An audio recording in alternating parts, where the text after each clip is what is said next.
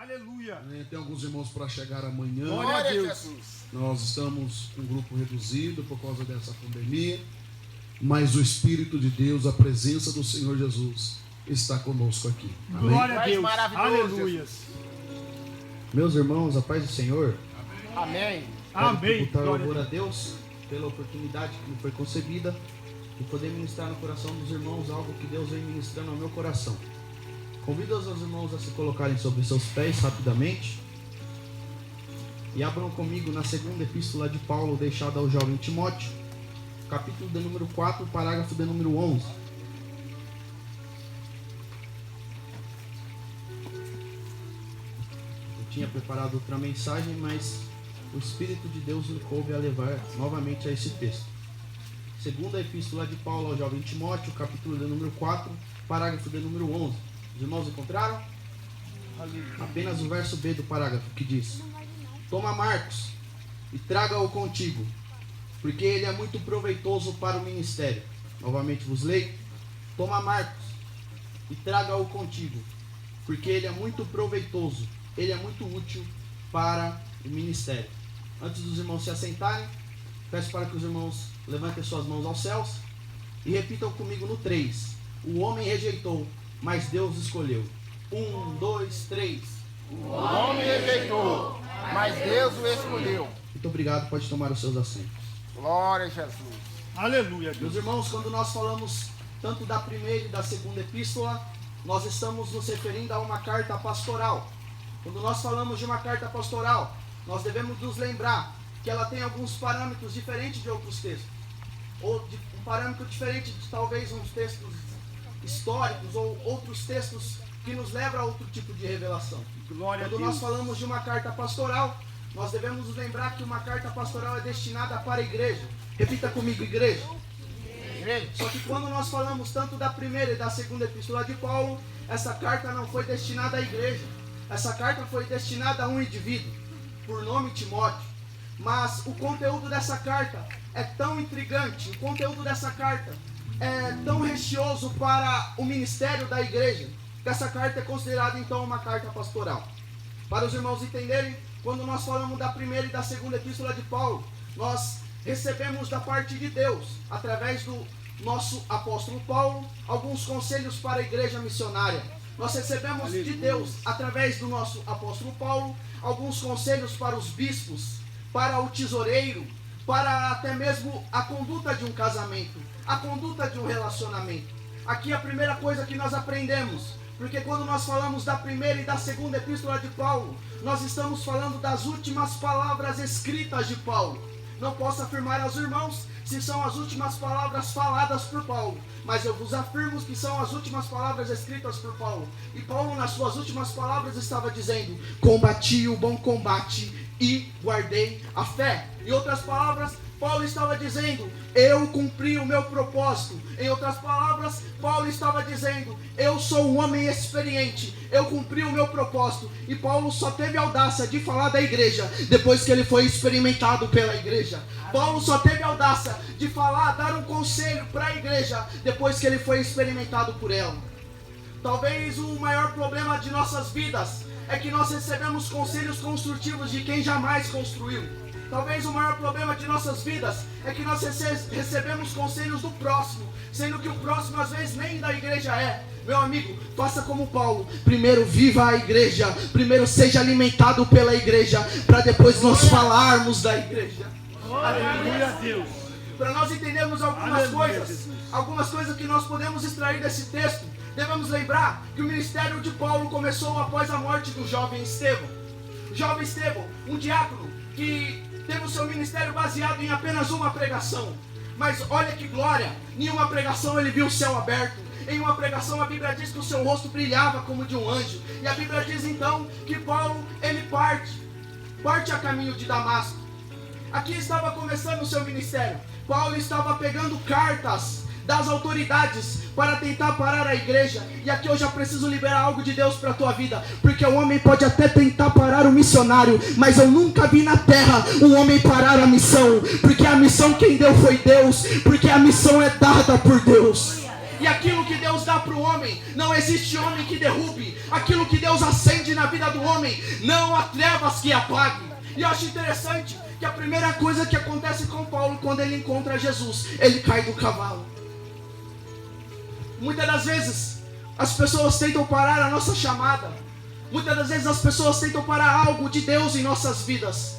Mas quando a pessoa se levanta para cair do cavalo. Quando a pessoa se levanta para cair. Ai, meu Deus do céu, eu preciso liberar algo de Deus para a tua vida. Ei, ninguém vai te parar. Ninguém vai te parar. Se Deus confiou algo na tua mão, fique tranquilo, porque é o próprio Deus que deu e garantiu. É Ele que garante vitória na tua história. É Ele que garante vitória na tua vida. Aleluia. A Bíblia diz então que Paulo, tendo um encontro com Jesus, ele fica 3 dias dentro de casa. Aqui nós aprendemos algo interessante. Repita comigo: conversão. Porque Paulo teve um encontro com Jesus, mas continuou dentro de casa. Nos dias de hoje a pessoa aceita Jesus no domingo e já não está mais dentro de casa. Já volta para casa, ele volta para outro lugar, faz aquilo que ele quer, volta a beber, volta a fumar. Ei, conversão é que nem Paulo. Ei, teve um encontro com ele, agora busque experiência com ele. Comece a orar, comece a buscar, comece a jejuar. Aleluia. A Bíblia diz então que Paulo, depois de ter esse encontro com Jesus, depois de ter ficado 3 dias em casa, ele vai então à igreja de Antioquia. Ele vai juntamente atrás dos apóstolos, apóstolo Pedro, apóstolo André. Ele vai atrás do apóstolo Tiago. Então ele chegando na igreja de Jerusalém, ou seja, chegando na igreja dos discípulos já chamados apóstolos em Antioquia, ele chega e eu fico imaginando Pedro, o pastor da igreja. Eu fico imaginando André, o apóstolo da igreja, pregando que Deus muda, pregando que Deus transforma, pregando que Deus restaura casamento. Mas quando ele olha a Saulo, ele diz: este não é Saulo, aquele que mata cristão? Porque muitas das vezes nós somos assim. Nós falamos que Deus muda, nós falamos que Deus transforma, mas quando nós vemos alguém que nós não acreditamos entrar na igreja, nós já não olhamos mais ele com amor, nós já não olhamos mais para ele com graça. Mas eu acho interessante, pastor, que para Deus usar Paulo, Paulo não precisou mudar de igreja. Para Deus usar Paulo, Paulo não precisou mudar de pastor. A Bíblia diz então que o Espírito Santo de Deus brada na igreja de Antioquia, brada que é hora de fazer missão, e diz: separe Paulo e Barnabé para minha grande obra. Aleluia. Oh, aleluia. Paulo não mudou de igreja nem de pastor. Glória a Deus, Paulo, aleluia. ele entendeu que isso era processo de Deus para o teu Aleluia, ministério. Jesus. Glória a Deus. Porque é o mesmo Deus que tirou ele do mundo, e na conversão é o mesmo Deus que fez ele tirar o mundo dentro dele. É o mesmo Deus que fez ele esperar o tempo certo dele, para ele cumprir o teu propósito. Aleluia. Aleluia. Eclesiastes 3 diz que há tempo para todo propósito debaixo do céu. Então não se engane, jamais nos faltará tempo. Muitas das vezes o que nos falta é propósito. Novamente nos falam: há tempo para todo propósito debaixo do céu. Muitas das vezes nós vivemos uma vida corrida devido ao trabalho, devido aos estudos, e nós falamos: eu não tenho tempo para nada. Não, meu amigo, você pode não ter propósito, mas se você tiver um propósito, Deus, ele libera tempo para todo propósito debaixo do céu. Aleluia. A Bíblia diz então que ele vai juntamente com Barnabé, juntamente com João, de sobrenome Marcos, e Silas, para a grande obra missionária. Aqui então nós adentramos a este texto. Paulo, no começo do teu ministério, Paulo não é um homem experiente. Paulo, no começo do teu ministério, Paulo, ele não é um homem que tem as experiências escritas numa carta pastoral, ou seja, quando ele cumpriu o teu propósito. A primeira coisa que acontece, eles começam a implantar igrejas. Eles começam a pregar a palavra de Deus por onde eles passavam. A Bíblia diz então que João, de sobrenome Marcos, estava juntamente com Paulo, fazendo a obra missionária. Mas quando João, de sobrenome Marcos, viu que fazer obra missionária não é só para ter status, quando João, de sobrenome Marcos, viu que fazer obra missionária não é só para postar foto bonita no Facebook e dizer que tem um cargo, a Bíblia diz que João, de sobrenome Marcos, ele deixa a obra missionária.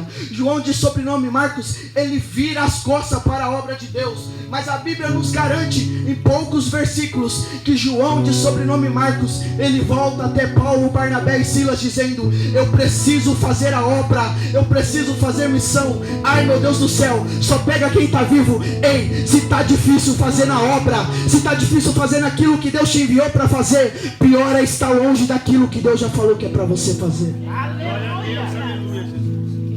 quando ele sai da obra missionária, eu fico imaginando um vazio dentro dele, porque Deus já destinou algo para ele. Só que muitas das vezes quando Deus diz algo de nós, mas nós não estamos no caminho de Deus, nós não estamos fazendo a vontade de Deus, nós sentimos um vazio dentro de nós.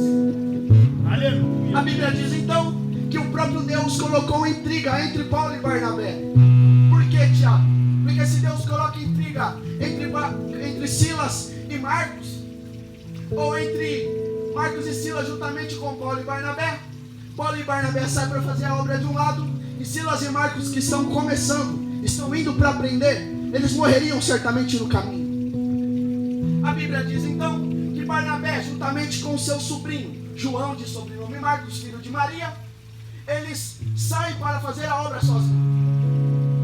Mas a Bíblia não nos conta como que Barnabé morreu.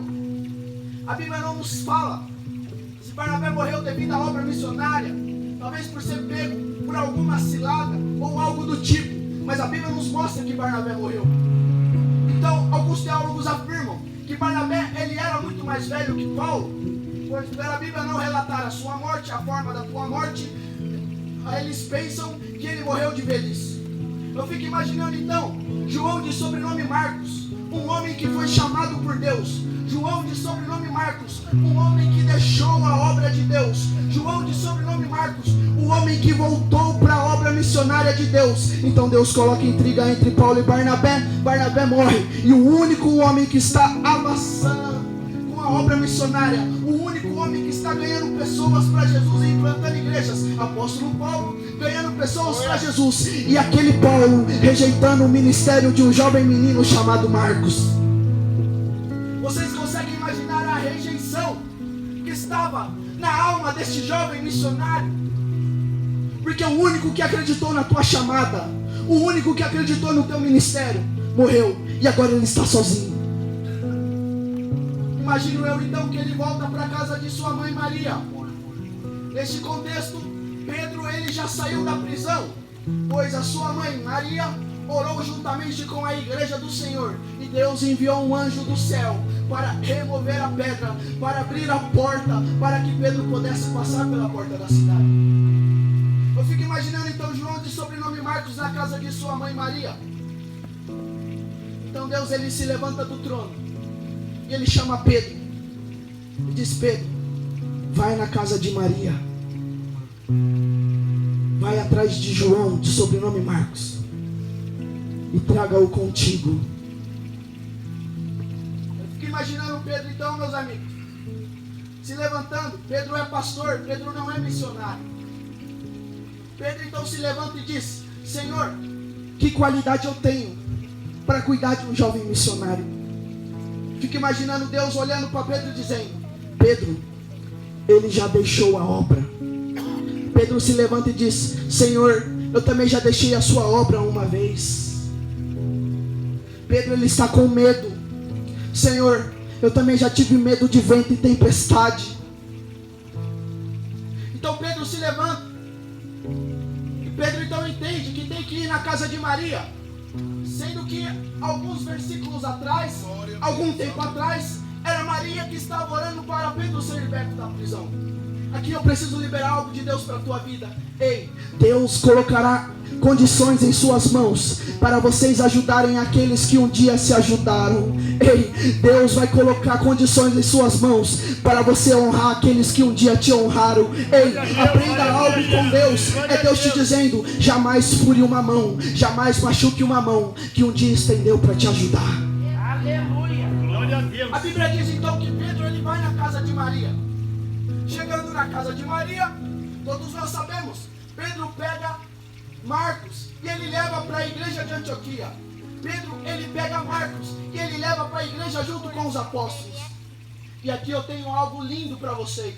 Ei, se o teu chamado está parado, ei, se o teu ministério está parado, entenda que a igreja é lugar de recomeço.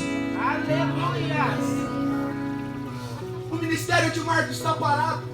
Marcos, um homem rejeitado. Marcos, um homem que está desacreditado da tua chamada. Ei, mas Pedro pega ele e diz: volta para a igreja. Ei, quer voltar a pregar? Volta para a igreja. Quer voltar a cantar? Volta para a igreja. Ai, meu Deus do céu, Deus não deixa chamado parado.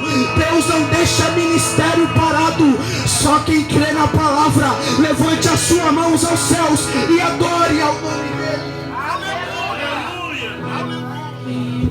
É manhã de encontro com Deus. Deus não vai permitir depois dessa manhã ministérios estacionados. Deus não vai permitir depois dessa manhã ministérios parados. Ei, se você não prega mais, Deus vai te enviar autoridade para voltar a pregar. Ei, se você não canta mais, Deus vai enviar autoridade para você voltar a cantar. Ei, chamado de Deus, tem garantia de Deus. Deus está restituindo vidas nessa manhã.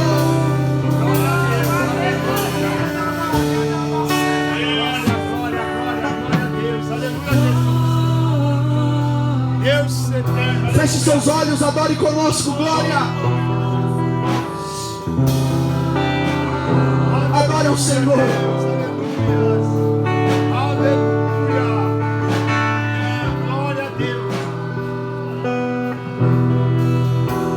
Santo, mais forte.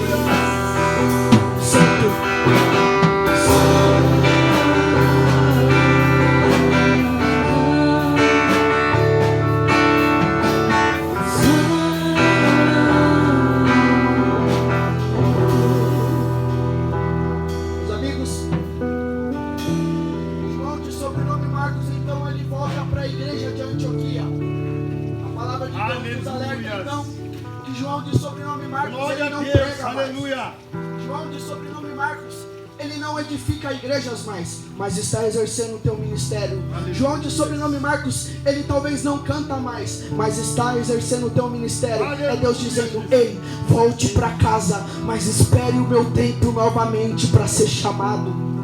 A Bíblia diz então que Pedro, ele começa como pastor a instruir o jovem João de sobrenome Marcos. A palavra de Deus nos alerta que João de sobrenome Marcos, então, ele não prega mais, mas ele é o homem. João de sobrenome Marcos afirma, ele é o homem que ele relata, ele escreve a primeira carta de Pedro. Os irmãos sabendo disso, João de sobrenome Marcos agora, ele exerce o teu ministério, mas de uma forma diferente. Como assim, Tiago? Agora ele está relatando a palavra de Deus nas escrituras. Aleluia, Jesus. Mas eu fico imaginando, glória a Deus, depois de algum tempo, Pedro então, ele é preso. Sendo preso, ele recebe uma notícia. João de sobrenome Marcos recebe a notícia que Pedro foi preso. Talvez João de sobrenome Marcos pensa: vamos para a casa de minha mãe Maria, porque quando a igreja se reuniu na casa de minha mãe, Deus enviou um anjo para libertar Pedro. Só que desse jeito agora foi diferente. Por quê? Aleluia. Porque eu fico imaginando os obreiros daquela igreja dizendo: não, Marcos, agora é diferente. Pedro até pediu para ser pendurado de ponta cabeça na cruz, porque ele já sabe que cumpriu o teu propósito, ele já sabe que combateu um bom combate. E novamente, João de sobrenome Marcos, um homem que tinha um chamado, um homem que tinha um ministério, novamente o único homem que acreditou no teu chamado, deixou. Novamente o único homem que acreditou no teu chamado, ele morre, e novamente ele fica sozinho. Só que agora ele já aprendeu. Agora Deus não envia homens para falar com ele. Agora quem fala com ele é o próprio Deus. E eu fico imaginando Deus chegando em João de sobrenome Marcos dizendo: Marcos, leia o que você escreveu. Eu fico imaginando Marcos então lendo a primeira carta de Pedro. Eu fico imaginando Marcos lendo a vida de Pedro com Jesus. Aleluia. E assim como Marcos leu, aleluia, ele lembra que um dia ele também já deixou o chamado. Mas do mesmo modo que Deus enviou Pedro para ele voltar para a igreja, o próprio Jesus, depois da cruz, foi atrás do discípulo Pedro. Aleluia. de Jesus. Ele começa a entender a vida de Jesus. Então Deus, ele olha para ele e diz: Marcos, eu tenho algo diferente contigo. O que, Senhor? Escreva para mim um evangelho. Marcos, escreva para mim um evangelho. Biblicamente dizendo, Marcos, ele foi o primeiro homem a escrever o evangelho. Ai, meu Deus do céu. Marcos, ele foi o primeiro homem a escrever o evangelho. Eu preciso liberar algo de Deus para a tua vida. Levante as suas mãos. Se você passa por algo que ninguém passa, é porque Deus vai permitir você viver algo que ninguém vive. Ai, meu Deus do céu, era para você ter dado glória. Se você passa por algo que ninguém passa, é porque Deus vai permitir você viver algo que ninguém vive. Entenda, seus processos são permitidos por Deus. Entenda, o seu sofrimento é permitido por Deus, porque Deus está escrevendo a tua história. Deus está escrevendo a tua história. Só quem acredita, levante as suas mãos aos céus, se coloque sobre os seus pés e enche esse lugar de adoração.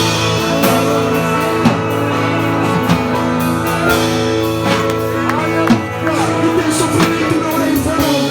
O teu sofrimento não é em vão. Deus está escrevendo a tua história.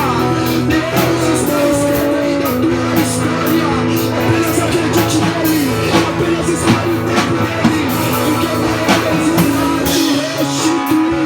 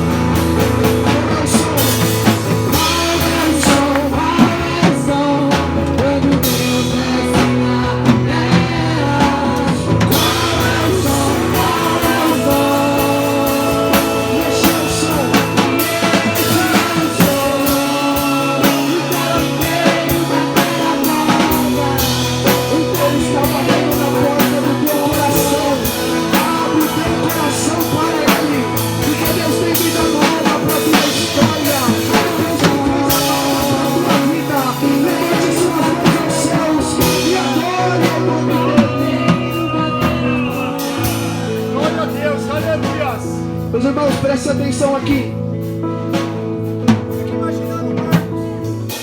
Eu fico imaginando Marcos com o evangelho escrito em suas mãos, relatando os processos da vida de Jesus. Glória a Deus. Relatando a vida de Jesus.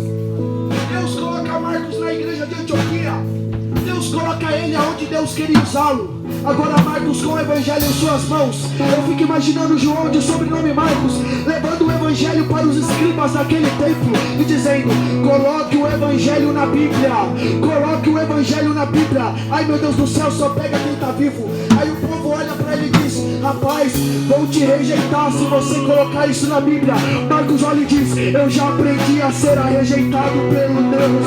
Deus já me ensinou a aprender a ser rejeitado. Eu fico imaginando o povo olhando e dizendo: vou virar as costas para você. Marcos olha e diz: eu já aprendi a ser deixado. Ai, meu Deus do céu, Deus está te escondendo. Deus está te guardando, porque Deus sabe como te usar. Aleluia.